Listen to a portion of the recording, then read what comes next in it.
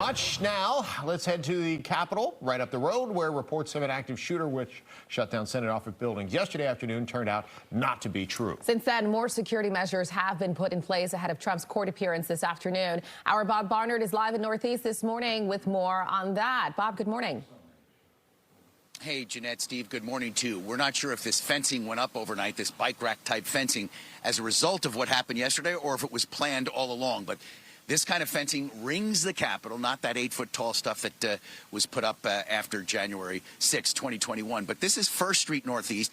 This is the one of only two streets in this area that we've seen that have been blocked off. This is First Street Northeast. Also, you have East Capitol between 2nd and 1st Northeast. And right across the street here is the Russell Senate office building. And this is where that scare was yesterday. We've got cell phone video we can show you from inside the building.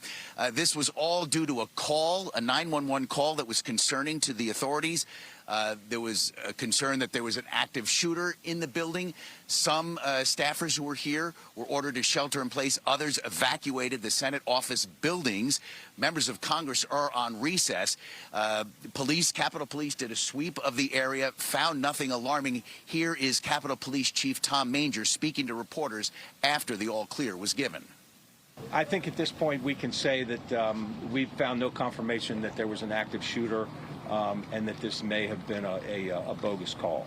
We've had the advantage of having trained for this over the last couple of years, and we had a very quick response, but so far, nothing.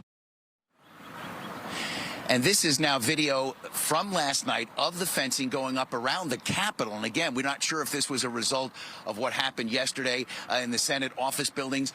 There's fencing around the federal courthouse complex about 3 blocks west of here. You've got U.S. Secret Service, Capitol Police, D.C. Police, the Marshal Service, and Park Police working together to keep things safe in terms of the legal proceedings.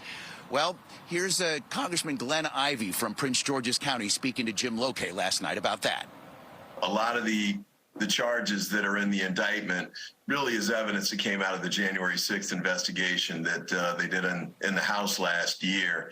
And it's a pretty powerful, statement. This indictment reads like a narrative and lays things out, I think, in a very clear and concise way. President Trump's going to have a real tough time defending against these charges.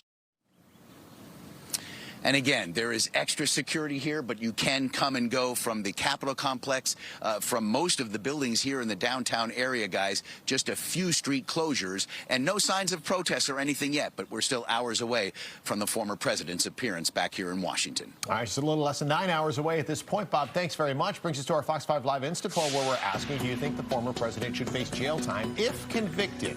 And we have a number of answers to choose from, but overwhelmingly the majority of you are saying no jail time. That number's down a bit from our voters earlier this morning, where it was a little more than 70%, now 59%. You can vote at fox5dc.com on the free Fox 5 app, or you can scan the QR code in the upper right. Fox 5 will have continuing coverage of